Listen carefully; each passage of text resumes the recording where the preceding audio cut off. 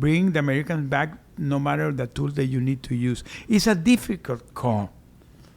It's a very difficult call because there is a lot of political implication behind. Because to bring somebody back, you had to give concessions. In our case, they had to do a presidential pardon to this guy that were lord drugs, So they were really, really bad guys. So you had to take a swallow and take a hard call to bring people back.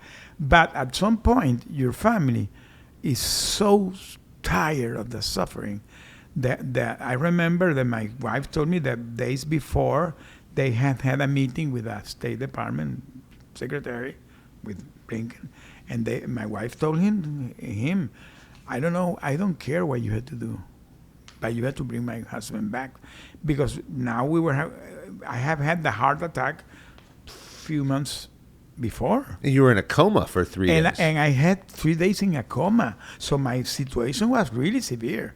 And I can tell you, I don't know how I'm here today, because after that, my situation began to evolve, and today I'm okay. I have been going to take MIR several times. Nothing appears. There's believed to be, and we don't have an accurate number, but there's believed to be over 200 political prisoners in Venezuela. The U.S. State Department puts the number globally at about 1 million across all countries. Some of the leaders, as you would imagine, Saudi Arabia, Russia, Iran, North Korea, obviously we have all the big guys. Yeah, the good guys out there. That's a lot of people across the world. The State Department is 2 years into their program, hashtag Without Just Cause initiative is what they're calling it.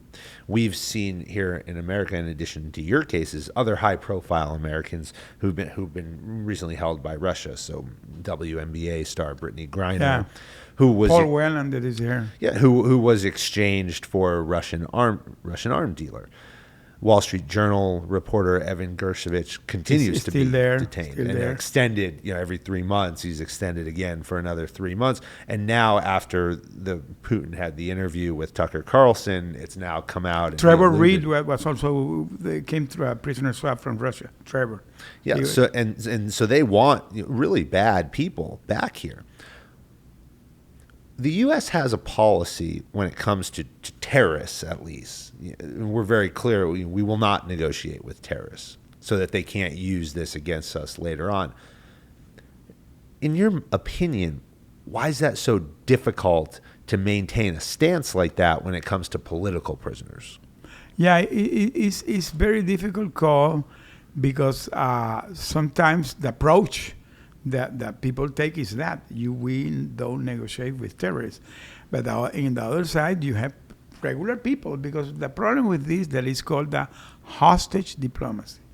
That today I'm very aware and I'm very vocal with this, but that's why I support foundations like Hostage US, because they treat hostage diplomacy hostages.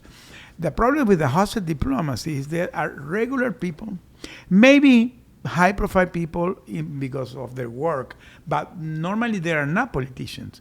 High-profile people that they get caught and they use it as a pawn to leverage. So it's something that is so mean. What they do is evil, because they're taking human life without no mercy, and so it's a very difficult call. But people has to be brought back. That's the point. And talking about the political prisoner of Venezuela, Francis, let me tell you, not 200. I believe that the amount is around 400.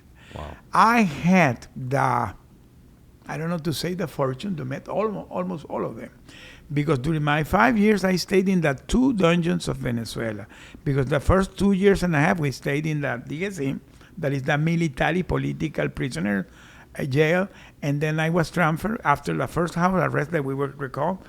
We went to the SEBIN, that is the civil political prisoners. So I knew the militaries and the civils. I stayed with generals, colonels, captains, lieutenants, a lot of military with me because they were prisoners, because we were against the government. And then I stayed in the other side with journalists,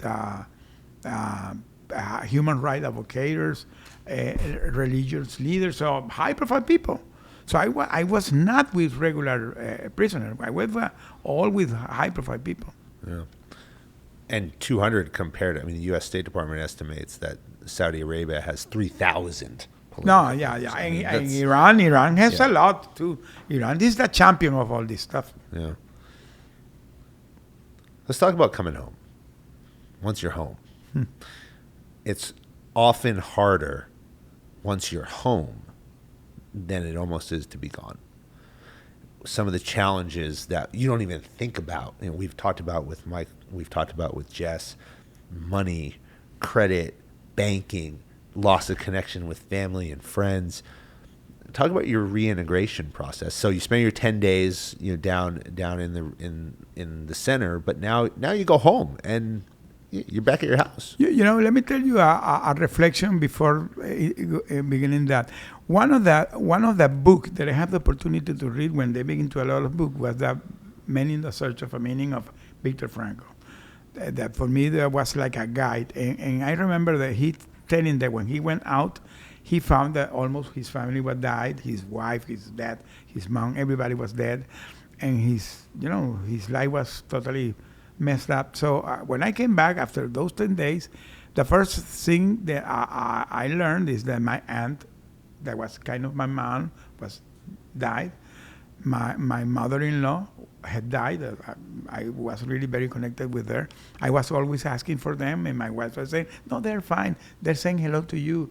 They have 2 years already dead. They didn't never want to tell you. They never wanted to tell me. So I found that your credit was totally disaster.